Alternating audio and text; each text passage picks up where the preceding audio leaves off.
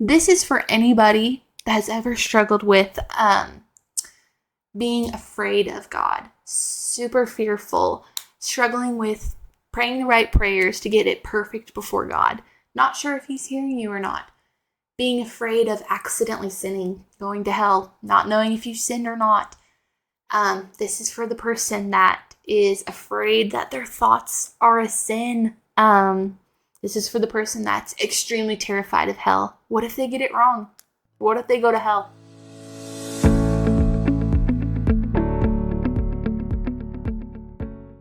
Hi guys, and welcome to Just Confessing. I am your host, Hallie Miller. I named this show Just Confessing because it is a phrase that I still use often because I still struggle. It is something I say often, just confessing, something that I'm getting off of my chest, whether I need to or don't need to. Most oftentimes, I don't need to be sharing what I'm sharing. I just feel this compulsion to. And I know that that is not where I want to be, but that's just an honest reality. So just confessing is really what a lot of my story has been, just confessing. I want to share inside the mind of someone that struggles with scrupulosity, which I'll explain in a little bit. I want to show the humor also of somebody that struggles with the thoughts that I have, because there are times where I think things too seriously, and I just want to show that there is humor in that. And I have found humor in that. Not that this is my identity at all, but there are ways that I just see the ways that I think are silly, and it is good to find humor. Laughter is very healing. And then finally, I just want to share the ways that I have had help and the resources that I have found. So let's get into what scrupulosity is. So scrupulosity is also known as religious OCD. It's becoming more popular in the media than when I first realized I struggled with OCD. I had no idea that scrupulosity was a thing, but scrupulosity is just, in other words, religious OCD. So most people see OCD as extreme cleanliness, fear of germs. This OCD is a strand in the religious form where you are intensely afraid of accidentally sinning, being dirty morally, really. And it's the fear of just being perfect before God because it's intense. It's the fear of being right with God. Am I right with God? When I get to heaven, is He going to let me in? Like, scrupulosity, it comes into every single factor of your life. It's basically when your conscience rules your life, because in a way you think your conscience is God, and it just seeps into everything. When you relax, when you watch TV, when you're going out to the store, when you're sitting on your couch thinking thoughts, it just comes into every aspect of your life. And it looks like, oh my goodness, did I just lie? I think I might have said something that wasn't exactly true. Or it could look like, oh my goodness,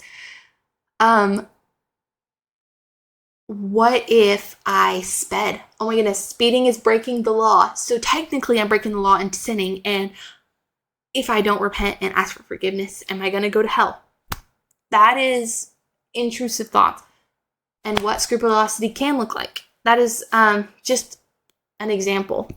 So let's go ahead and get into my story and how I realized I struggled with scrupulosity, where I began, and we'll go into where I am now. So first of all, I really want to get into where it all began, where I first noticed it. So I have been struggling with this since I was a kid. We did not know that it was scrupulosity when I was a kid because, again, there wasn't a lot of resources or knowledge like there is on mental health today. So I'm going to start when I was little. I have no idea what age I was. I want to say 9, 10. I was in my mom's bed just laying down, and this brick of guilt just hit me. I've got to tell my mom. I've got to confess something to her. So when I was a kid, I had nothing terrible, obviously, but in my mind as a kid, you're innocent. So whatever you see that could be like anything that is immodest or something. I had been seeing stuff on YouTube that I shouldn't have been seeing. Thankfully, nothing to the point of where it could be today. But, I had been exposed to some things and I was curious. I was a little girl and I saw some things that my little eyes did not need to be seeing. And I just felt so racked with guilt. And I finally went and told my mom what I did. And I was so scared. So scared. When my mom had always been there for me. It's such a loving mom. But just my own guilt. I just had to get it off my chest. And I feel like that was the place where I began noticing that I had to confess to feel better. So that's where it started. And over the next few years, my scrupulosity would go up really, really bad sometimes, where every single thought that I had, every single thing that I thought, dream that I had, I would tell my mom. My mom was the person that I confessed to. And my poor mom. My poor mom. She was so patient and loving. But I confessed everything to her. Just to get it off my chest. And then I would be afraid of lying to my mom. So I would say things along the lines of, this may or may not be true, or I'm not exactly sure if this happened. They might have said this, or I might have said something like this, or something like that was a huge phrase. And my poor mom was just trying to talk to me. And she would ask me, like how my day was at school. And I just wouldn't talk to her. Or I wouldn't know. I would just say, I don't know, because I'm so afraid of lying. And she's like, how do you not know how your day was at school? Like, it seeped into every part. And then it came and went. And I remember my sophomore year of high school, just it hitting like unlike ever before. I had just stopped talking to people, really. My friends probably thought that I was ignoring them. But really what was going on in my head was just these prayers, if you can call them prayers. What it looked like was anytime I thought I sinned, anytime I thought something that was a sin, if I said something that I regretted, I bring it to the Lord. But it wouldn't be a simple, Lord, will you forgive me for this? It would be a, Lord, if I said this, please forgive me. Please forgive me. Every syllable, every consonant, vowel, anything I pronounced, I had to get it right in my mind until it felt right, till it got off my chest and I felt a sense of relief. And that relief only lasted a little bit. I remember being in chemistry class sophomore year, probably never paying attention, not because I wanted to, not because I didn't want to pay attention, but simply for the fact that who knows how long I was praying in my mind. And, when there's voices that are out loud and you're not praying out loud, it's extremely hard to pray inside your head when you're trying to get it exactly right. It was miserable. And I think that was its peak. It was horrible. I couldn't do anything, say anything. I couldn't live life. It would be just prayers throughout the day.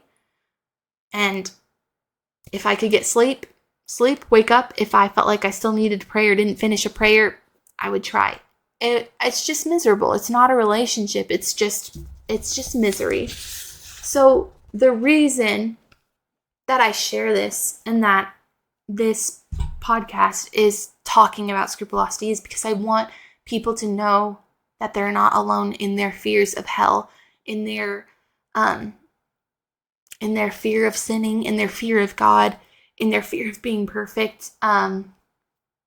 You're not alone. And I wish I had the resources that I have now when I was struggling my sophomore year of high school. If I had known what scrupulosity was, I feel like it would have been at least a start. So this is just for anyone that could be struggling with this. This is for anyone that's struggling just with the simple fact of being fearful. And also, a reason I share this is because it's therapeutic for me to talk about these things. when I talk about my fears, when I talk about my thoughts, when I talk about my past and where I am now, it gives me courage and it gives me clarity on my thoughts. If I say a thought out loud, I realize that's not true. Like, in fact, that's quite silly. I don't know why I would be thinking that way. So in a way, this is a type of therapy for me. I'm just very grateful. Just a few things I want to talk about before I end. This is going to be pretty short because I just want people to get kind of a glimpse of what I will be talking about, because in future episodes, I will be going into more detailed topics. But I just want to invite everybody, because together alongside me, we're going to learn about the character of God, which is love. God is love. And sometimes I just have to say that out loud because I forget. Because I am not sitting here on the other side completely healed of scrupulosity. I'm sitting on the side where I still have those prayers. Not as frequent, thankfully, but I still have those days which are horrible. And there is hope, and there are seasons, and so you're not alone. And I really hope that this helps you like it helps me, even just talking about it now. So just in the future, I really want to talk about a few things. One of the things that I'm very passionate about now, looking back, is dating culture. I really want to talk about that because that affects people with scrupulosity in ways that are incredibly hard. It's actually called relationship OCD, ROCD. I had no idea that was a thing until I got married. So that is something that I really want to talk about. It's just the dating culture in Christian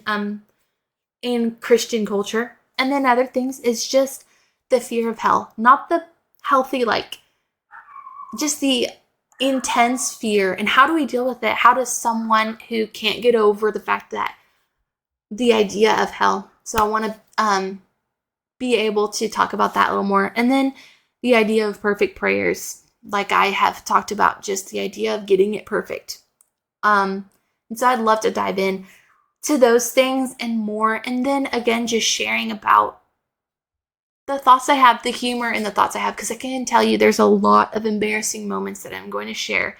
Because if anybody knows me, they know that I've had some pretty embarrassing moments, at least embarrassing to me, but that I will share about. Because if anything, I want you to laugh, because laughing has been one of the things that has helped me the most. It gets me out of my head, gets me joyous and excited. And so I'm just really excited. And if this episode was just me yapping, then I'm sorry. I'm not sorry, because again, it's therapeutic for me. So if you don't like it, I'm not forcing you to watch. So just to end, I want to talk about a verse that has meant something to me throughout my whole journey. My dad said this verse to me. I remember when I was just in my really struggling. I remember I was just scrolling on Instagram. I think I was still in high school. And I came across a post that said something along the lines of probably, is this worth going to hell over? Like, I just remember fear striking me oh my goodness. The everyday decisions that I make, is that worth going to hell over? Which is not the way anyone should be living. I saw that, and you can just imagine how my mind took it. Oh my goodness, if I watch this TV show, is that worth going to hell over? What is, I need to choose. When that is thinking about it in a crazy way. And some people might have seen that post and been totally fine. But for me, that just haunted me in a sense. So I went to my dad, and I think he shared this verse with me. There it is again, I think. 1 John 4:18, that there is no fear in love, but perfect love drives out fear. And if there is anything that I want you to take away from this today, it's just to remember that God is love. There is no fear in love, but perfect love casts out fear. The rest of the verse goes on to tell you that fear has to do with punishment. So those who fear have not been made perfect in love. It's just the fact that fear has to do with punishment, but Jesus has already taken the punishment for us. And that is a big comfort. So this episode was called To the Little Girl with the Guilt because if I could go back in time and tell little Hallie just that God loves her, that she doesn't need to be afraid, like, I still would have struggled, but there's just so much love to be learned, and that is all that I have. So I hope that helped somebody. I know it was a lot of random put together things, but I really hope that this helped somebody because it helped me talking about it. And thank you so much for listening, and I will see you in the next episode.